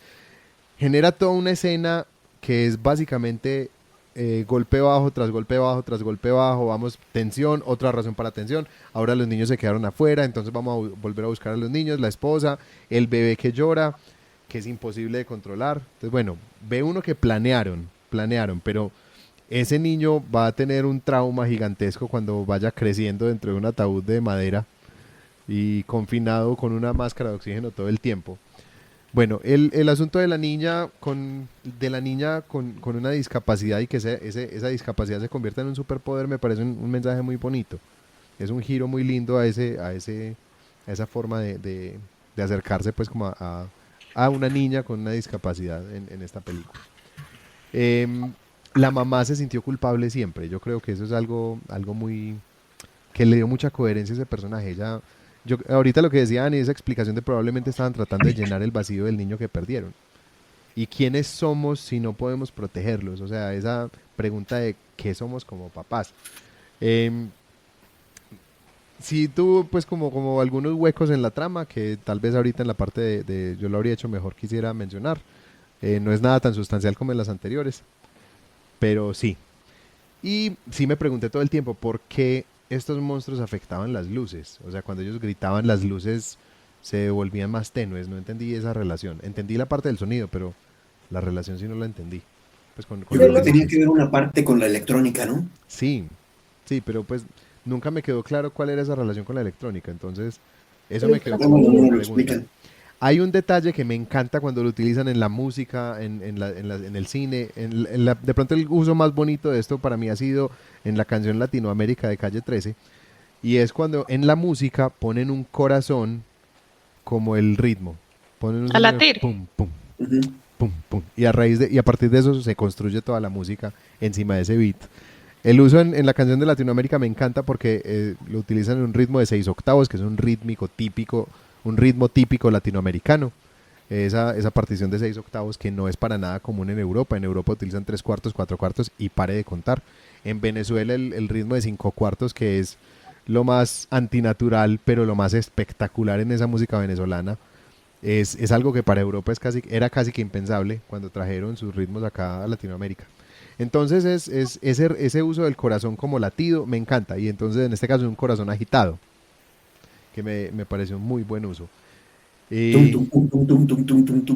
Sí, me quedé preguntándome por qué ninguna fundación o una fábrica donde se crearan ayudas auditivas, nadie notó el efecto que esto tenía sobre los monstruos.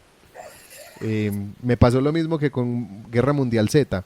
Si la razón, aquellos que los zombies no atacaban eran los enfermos, entonces ¿por qué ningún hospital se dio cuenta de eso? Y tuvieron que esperar casi que la aniquilación de la humanidad para que una persona se diera cuenta, cuando hay miles de hospitales en el mundo. Entonces pasa lo mismo aquí, porque si hay tantas personas que tienen ayudas auditivas en el mundo, nadie se ha dado cuenta de lo que esta niña acaba de notar. Y con esa última pregunta, quiero dejarlos ya en manos de Olga, con narrativas y lenguajes. Antes de comenzar a hablar de la cuestión de la narrativa en la película, te respondo. Yo creo que ese era un audífono especial. El papá le había hecho algo. Él Sí, estaba como experimentando, tratando de que la niña aumentara la capacidad auditiva. Entonces, hubo una escena en la que lo mostraban que él hizo algo como especial. Inclusive ellos tienen una discusión en torno a eso. Entonces, para responder tu pregunta, es posible que los audífonos que tenían en otros lugares no tuvieran lo que le hizo el señor, no sé, Papá. el Tiene gadget. sentido, tiene mucho sentido. Sí, el señor inventó, digamos, la solución.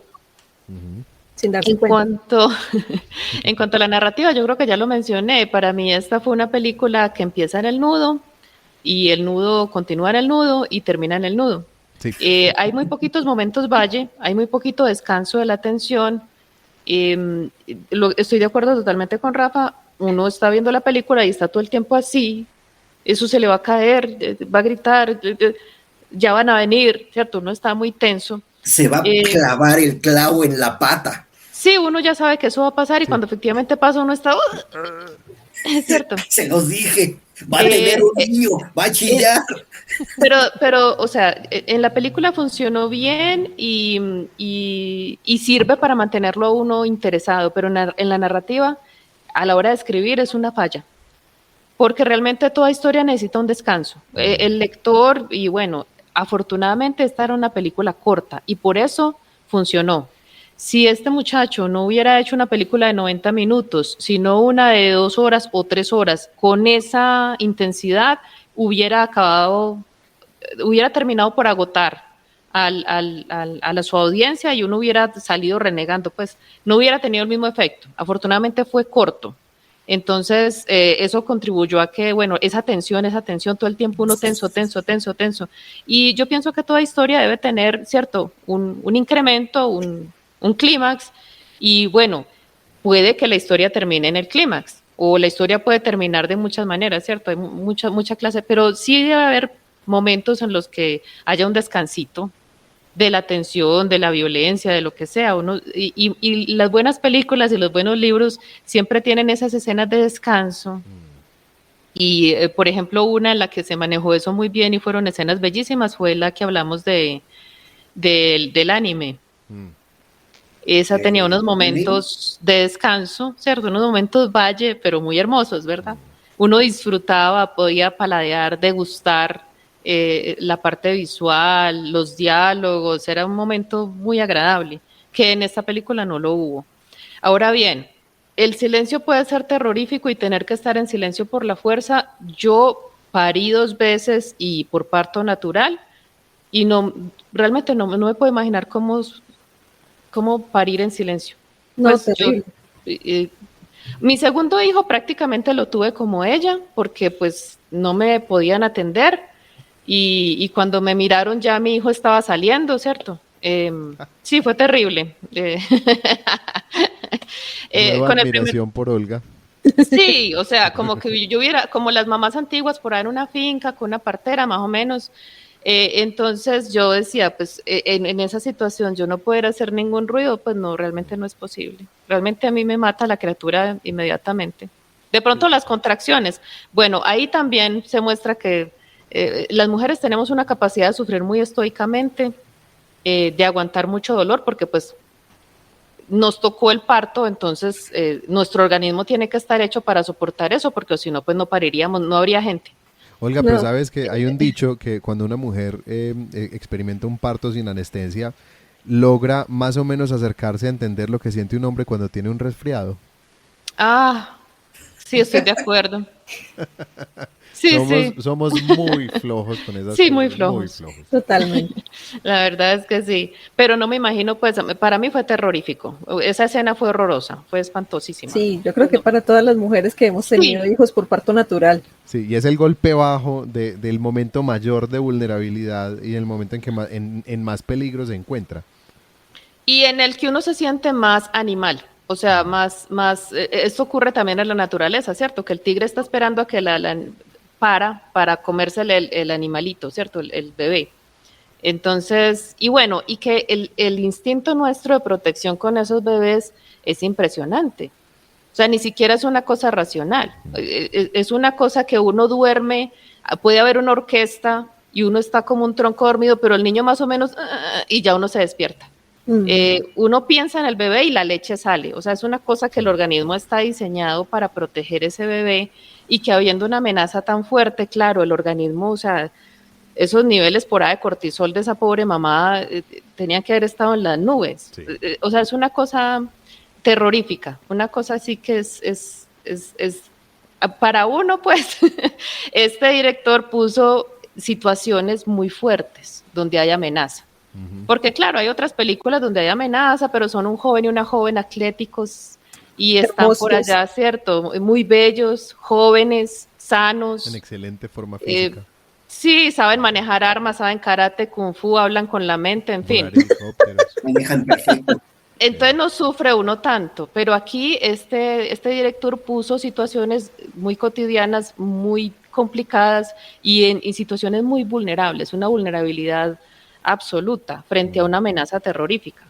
Entonces ahí se intensificó mucho más el asunto del nudo.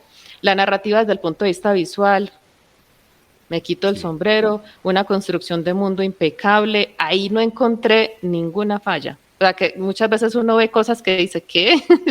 Esto no es posible en un mundo en el que esto y aquello esté pasando. Y la cuestión de la música me pareció muy bien manejada. O sea, yo me puse en el caso de este director que tiene que hablar con la persona que va a hacer la música de la película y decirle, bueno, aquí hay que manejar el silencio. Y en qué momentos va a haber música, en qué momentos no va a haber. Y fue tan de filigrana, o sea, tan bien manejado que uno o sea, en la música en ningún momento lo molesta a uno, lo perturba o interrumpe, sino que la música está perfectamente, entra donde tiene que entrar, sale donde tiene que salir, magistral. Sí. Yo quería Ya más bien algo. son asuntos de trama los que ya mencioné, pero ya los mencioné. Bien pueda, Ani. Okay. No, lo que yo iba a mencionar es algo precisamente sobre la narrativa con no la música, sino el sonido en general. Y es que cuando estamos viendo la perspectiva de la niña, todos los sonidos se hacen opacos, se hacen sordos, incluso los sonidos del ambiente desaparecen. Por ejemplo, cuando están en esa escena final, que están los dos niños encerrados en el carro, cuando ella se quita el audífono, todo se va. O sea, no está ese ruido de interferencia, pero no hay ningún ruido tampoco. Incluso cuando la criatura ataca, no se escucha nada. Bueno, yo sí, pero no, o sea, lo que pasa es que yo no encontré de qué manera este director podría haber incorporado eso a la película, por eso es que no me quejo, porque los sordos sí sienten la vibración del sonido, o sea, no oyen, pero la sienten en el cuerpo, inclusive en las escuelas en las que se les enseña, esta es la seña de la escuela de español en la que se les enseña a hablar, que se llama Prodébiles Auditivos. Con el tacto, ellos le ponen la mano al sordo aquí en la garganta y le muestran cómo es la vibración de la A. Y le ponen su propia mano en su garganta, ¿cierto? Para que imite la vibración. Y así es como el sordo aprende a hablar. Entonces, el sonido para ellos es una cuestión sensitiva, táctil. Inclusive ellos bailan y ellos dicen, yo en el piso siento el pupum, pum, pum, pupum, pum. Entonces ya sé cuándo me tengo que mover con la vibración del piso, o sea, el sonido para ellos es otra cosa. Lo que pasa es que yo no encontré de qué manera eso se podía expresar en la película. Bueno, la ¿Sabes luz... que yo tengo una forma ahí? No, pero eso tiene más que ver no, tiene más como, que ver como a mí no se me ocurrió, entonces no puse ceguera. problema. Y los foquitos titilando de los que hablabas, en el mundo de los sordos están por todas partes. El timbre de la casa de los sordos es un foco que hace así. Así ellos saben que alguien está en la puerta. Pues imagínate, eres sordo, no puedes escuchar un timbre ni un golpe. ¿Cómo vas a abrir la puerta? El foquito. Entonces, cuando yo veía los foquitos, eso me trajo muchas referencias a eso. Y el asunto, pues, de que la niña identifica el peligro muchas veces por la luz. La luz cambió de color, la luz está titilando, los juegos artificiales. Entonces, eso me pareció muy bien manejado. Como ella sí se da cuenta de lo que está pasando, más que todo por la luz y por la cuestión como gestual, los gestos que hacen ellos. Ella está muy atenta, ella los mira de una manera que me encanta.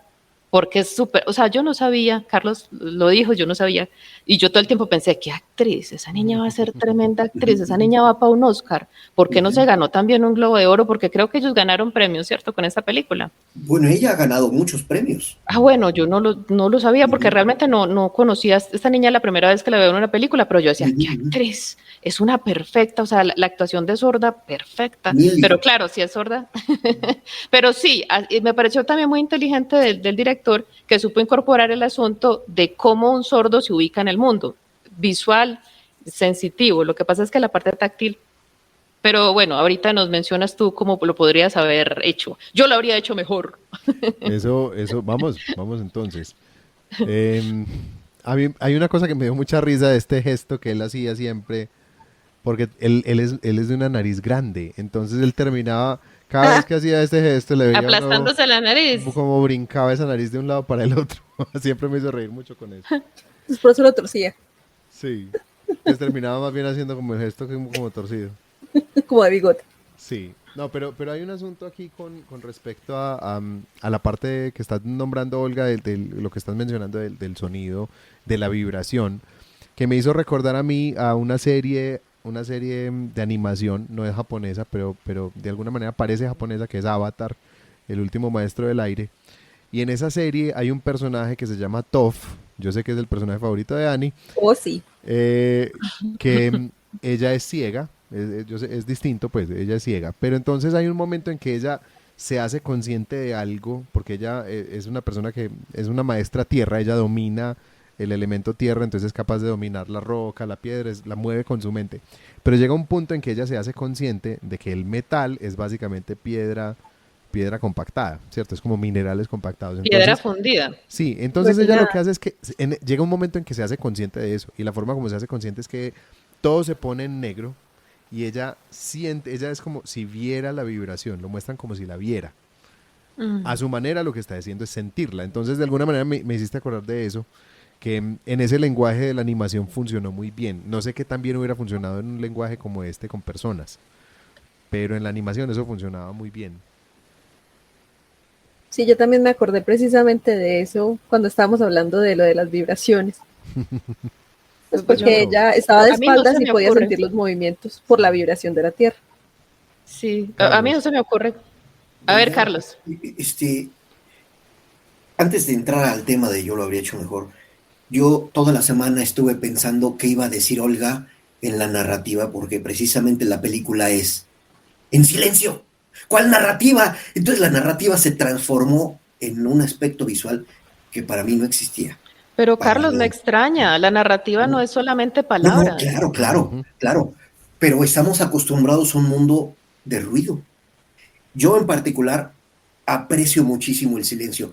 Yo necesito mi soledad, necesito pensar, adentrarme en mí y necesito estar en silencio. Soy mucho de meditar, lo que comentaba Rafa al principio, y para eso necesito estar en silencio. Pero mi comunicación hacia la demás gente no.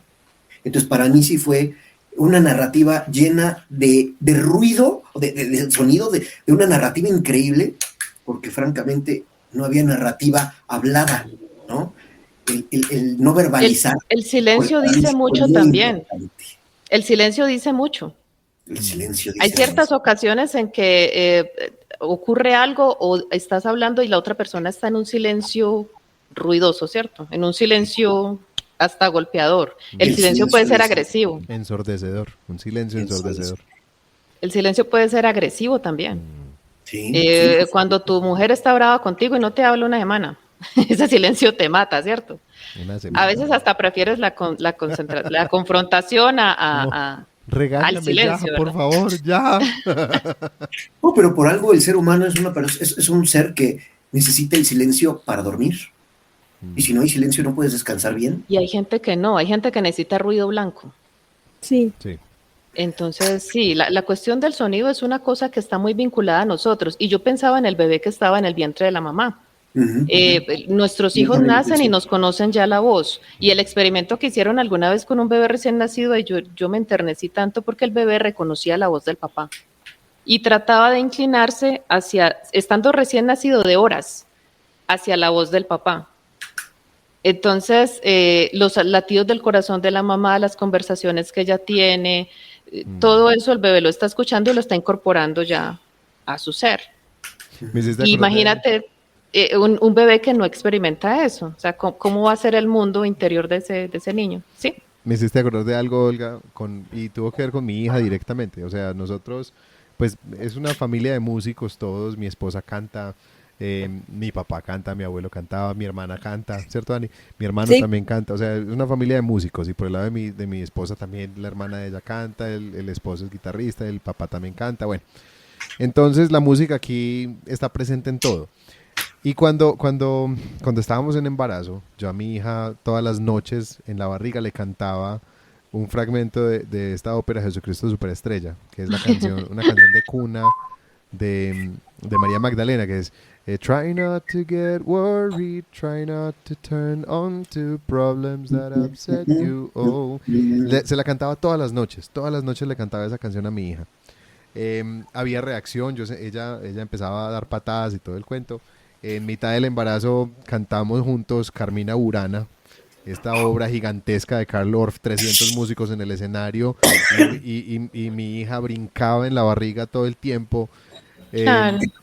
Una niña con una estimulación musical gigantesca, que de hecho bueno, nota al pie, en ese concierto que cantamos Carmina Burana al final, la directora, la Lucía Moreno, una gran directora de aquí que en este momento está dirigiendo por allá en Escandinavia, ella tiene un hermano sordo y ella llevó el coro Manos Blancas y ellos cantaron con nosotros la Oda a la Alegría de Beethoven. Fue un momento muy Qué especial. belleza. Y hay un niño sordociego ahí, entonces el lenguaje de señas él lo aprendió con la madre sosteniéndole las manos, haciendo las señas Tiene en que su ser mano. así. Fue una cosa muy, muy especial. Era un niño muy dulce, pero qué tan difícil esa desconexión del mundo en esos dos sentidos de los que tanto dependemos. Sí. Pero bueno, entonces, ¿qué pasó? Que el día que mi hija nació, cuando ella nació, estaba acostada sobre la cuna segundos después del parto y yo le canté esa canción una vez más e inmediatamente abrió los ojos y me buscó. Entonces fue Es algo hermoso eso. espectacular. Sí, es una conexión muy fuerte la que hay por el sonido, por las palabras, por el tono de la voz. El tono de la voz, como los bebés lo reconocen. Pues, ¿cómo saben cuando es un tono de voz amable y acabando de nacer?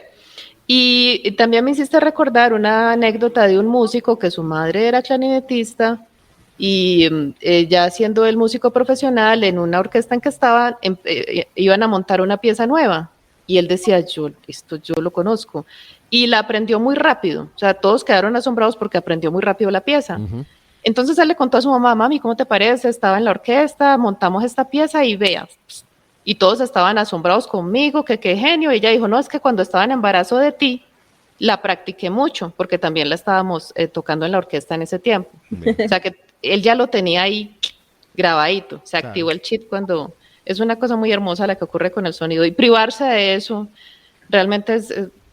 que le quiten a uno el sonido, la capacidad pues, de hablar, de expresar, eso es muy duro para los seres humanos. Sí. Me parece que la película plantea pues también eso, la privación de... Pues es restarle mucha magia al mundo. Claro. Sí, Carlos. Sí. En mi caso, a mi hijo se le ponía las bocinas en la panza de la mamá y se le ponía música clásica, ¿no? Mozart. Bueno, por supuesto, Mozart. El efecto Mozart, para que fuera muy, muy inteligente el chico. Pues el efecto Mozart me resultó un niño que le gusta mucho la música y ahora además va a estudiar para músico, ¿verdad? Quiere ser productor musical y la verdad es que el chavo trae la música bien impuesta en el cerebro, ¿no? Ya, nada más como comentario al margen. Mi hija también va para teatro musical. Eso, háganle propaganda ahí a los hijos. Sí. Claro, y el orgullo gigante. Es el mayor orgullo, sí. Sí, total. Sí, Pues Bueno, sí, ya que lo están bonito. mencionando, mi muchacho también toca piano. Y Eso. el mayor, el menor sí no le gustó, a pesar de que tiene un talento grandísimo, pero bueno, así es la El mío juventud. es un gran escultor. Porque No, y la tiene una música- inteligencia espacial, Miguel, increíble. Increíble. El hijo de Dani, mi sobrino, tiene una inteligencia espacial impresionante. Sí, cuando Ay, entró a qué clases belleza. de plastilina, el profesor le decía que le impresionaba lo preciso que era en miniaturas, porque a él le gusta hacer cositas pequeñas. pero él es muy preciso con eso. Sí. Ay, qué bonito. Bueno, ¿qué habríamos hecho Bueno. mejor? Sí. Sí, dejemos de Yo hablar de los inicio, yo hijos ya. inicio, yo inicio. Ah, bueno, entonces yo A después. ver, A ver, ya hemos hablado varias cosas de por qué no se les ocurrió eso y por qué no hicieron esto y cómo es que pasó esto de esta manera. Aquí me parece un papel fundamental el juego de la creatividad. Yo había pensado, oye, es que si a ver, si los monstruos se cachan en el ruido, ¿por qué no se mete uno a una jaula tipo tiburones que empiece a gritar y ahora sí, cuando se acerquen los monstruos, ahí los cazamos, ¿no? Bueno, esto venía al caso porque ¿qué habría yo hecho mejor?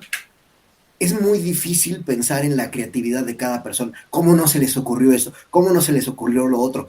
Y al director, ¿cómo se le ocurre dejar un clavo ahí para que se lo entierre en la pata a la hora de que va a bajar las escaleras? ¿A quién se le ocurre poner un clavo ahí? Pero lo que quería comentar justamente es muy difícil darle gusto a todos y como director, pues tienes que limitarte a hacer ciertas cosas. Entonces, cada quien tiene una cierta creatividad, cada quien tiene una forma de hacer las cosas, de pensar las cosas y de resolver las cosas. Y yo creo que la forma en que lo resolvió es muy a su manera. Hay muchas cosas que los demás podríamos haber hecho muy distinta, pero no le cambiaría absolutamente nada a la película porque así como está, me parece una obra magistral tanto de difusión del sonido, de difusión del silencio y de cómo planteó cada una de las escenas. Nada más por eso, le doy todo el crédito a su creatividad y francamente no le cambiaba absolutamente nada, salvo los monstruos que sí están de plano muy Predators, muy sacados de otra película, muy Aliens. Fuera de eso, me parece una genialidad de película y nada más por eso no le cambiaría nada. A mí en cambio me gustaron los monstruos, me parecieron divertidos, me parecieron lógicos que para poder matar rápido a su objetivo, sus guadañas fueran su arma principal, así que me parecieron muy buenos.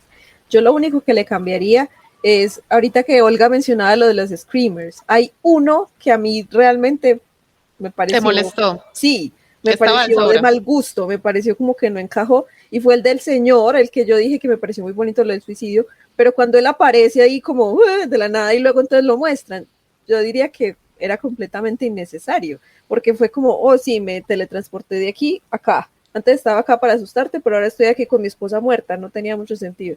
Entonces yo creo que eso sería lo único que quitaría, no la escena del señor, sino el screamer del señor, o sea, muéstrenlo después, y habría quedado una escena espectacular. Bueno, yo sí habría cambiado algunas cositas. Yo sí hubiera puesto algún indicio, no hay que contarlo todo, pero sí algún indicio de cómo surgió la cuestión de las criaturas. No sé, Lo pensé. una nave estrellada, no sé de dónde hayan salido, pero algún indicio. Me pareció que no es indispensable, pero que uno sí está todo el tiempo con una pregunta en la cabeza y que si tiene pues alguna idea, pues me parece a mí, es mi opinión que es mejor. Segundo, me parece que era innecesario que el señor se muriera y me parece una escena pues que no, yo no hubiera puesto pues la muerte, si el señor estaba destinado a morirse, no lo hubiera matado de esa manera, pues yo creo que hubiera hecho una situación en la que realmente no hubiera ninguna otra alternativa, pero había muchas. Y lo tercero, tanta tensión, yo se hubiera hecho un vallecito más hondo que la jugada de Monopolio. O con algo más entretenido.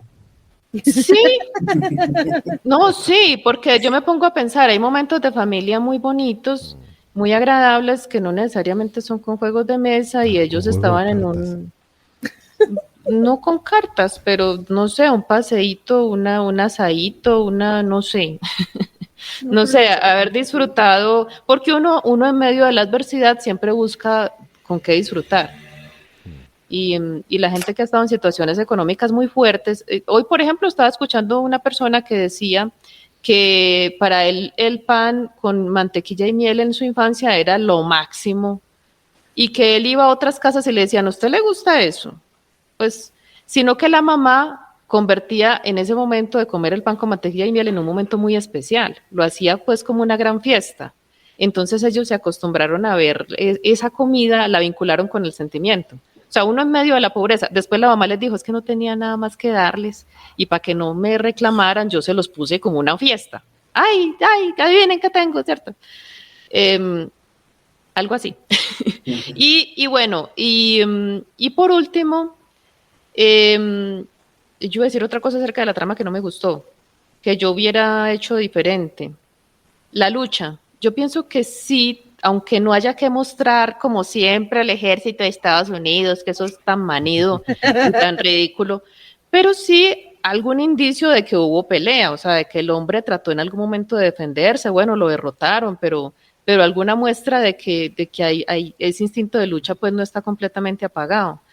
Hay ocasiones en las que hay gente sometida por completo, pero no falta el que se revela, el que dice, no, es que yo voy a pelear con esta situación. Entonces, esas tres cositas habría cambiado yo. La cuestión de la vibración con relación a la persona sorda, todo el tiempo la pensé, pero nunca, y esta es la hora en que no sé cómo hubiera incorporado yo eso, entonces por eso no lo considero una falla. De resto, la película me gustó, la considero una buena película. Y bueno, no es lo máximo que uno diga súper, hiper, mega, pero a mí me parece una buena película, porque es entretenida, porque visualmente es muy hermosa, porque está muy bien actuada. Y bueno, me sorprendió porque nunca había visto una película de este señor y yo no sé por qué, yo tenía un concepto de que era mal director, pero ahora veo que pues, sabe dirigir. Hizo un trabajo bueno, me parece a mí. Sí, yo estoy de acuerdo. Yo pienso que a mí de pronto lo que más falta me hizo esta vez que volví a ver la película es que no fuera solo nudo. Yo creo que es precisamente ese el punto.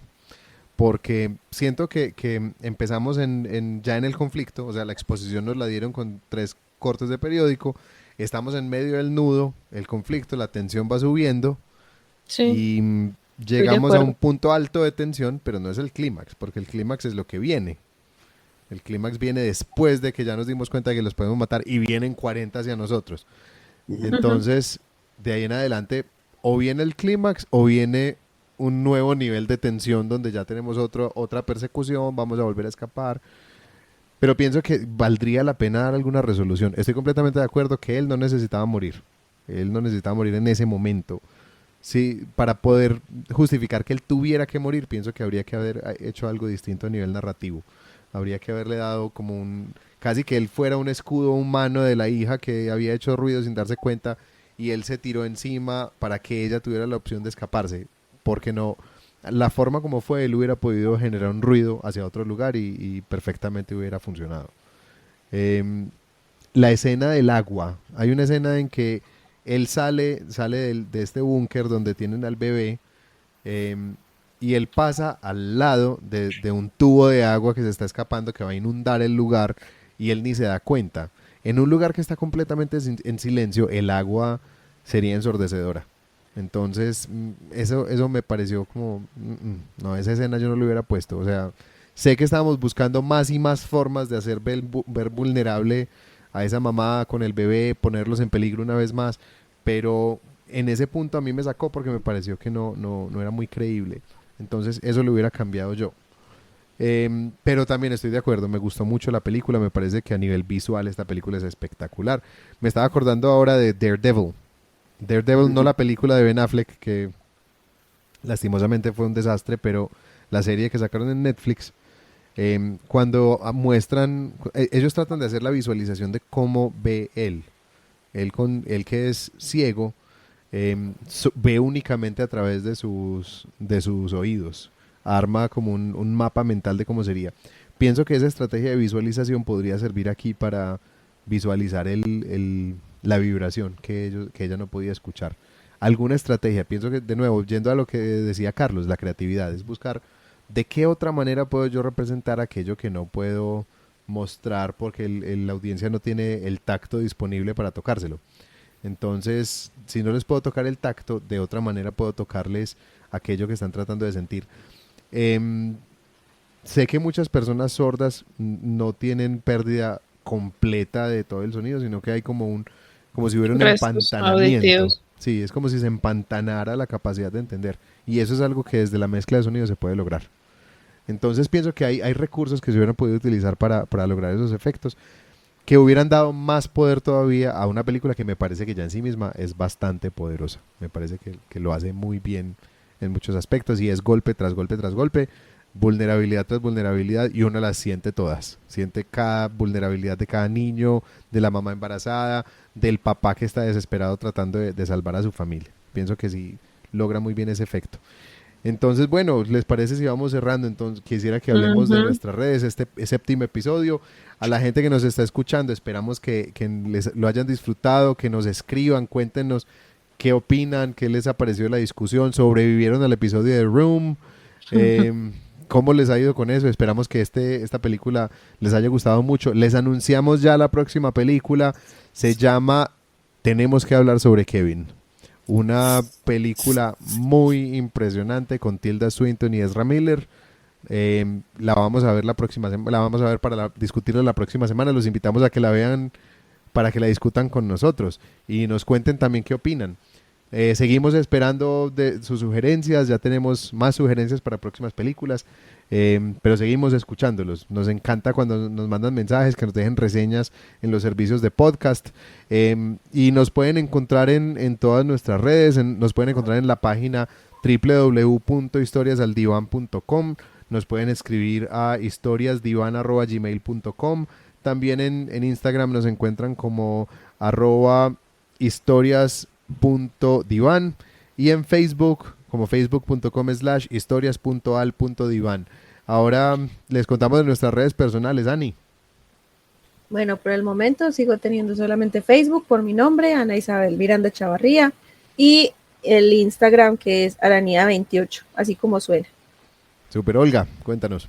Bueno, antes de contarles mis redes, quiero decirle pues a los escuchas que nos encantaría que nos digan qué habrían hecho mejor, qué habría hecho Freud.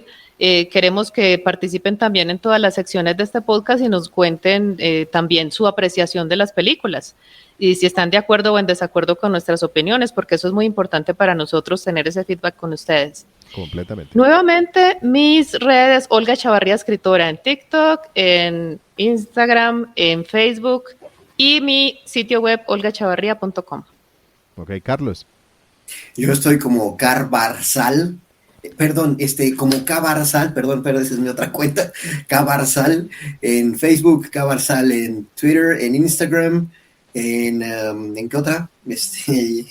En TikTok, en Gmail, en todo estoy como Cabarzal. Oye, yo también, como comentaba Olga, un paréntesis adicional, hay una segunda versión, hay un segundo episodio, un segundo capítulo de A Quiet Place. Ahí se lo dejamos de tarea también para su reflexión. Y bueno, nos falta, Rafa, ya te dije que te calles, tenemos que estar en silencio. Bueno, mis redes sociales. A mí me encuentran en facebook.com/Miranda Historias o como Rafa Miranda Escritor. En Instagram me encuentran como Raf Miranda Mus. Y bueno, este ha sido el episodio 7 de Historias al Diván, analizando historias por el bien de la humanidad. Les mandamos un abrazo muy grande y bueno, así como John Krasinski decía, siempre los hemos querido. Nos despediste con la escena... La escena que era, ¿no? Cierto, Bueno, nos tenías que mandar aburridos, pues... A llorar a la cama. Bueno, a llorar todos y esperemos que esta semana sea muy agradable para todos y nos vemos la próxima semana con Tenemos que hablar sobre Kevin. Un abrazo. Bueno. Bye, bye. Adiós.